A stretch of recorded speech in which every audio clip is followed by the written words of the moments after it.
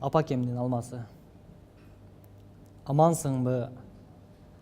Айланайын кичинем. Алаксытып койдум бекен ишиңен. Эмне берип жиберейин дегенде, мээримиңиз керек деймин ичимен.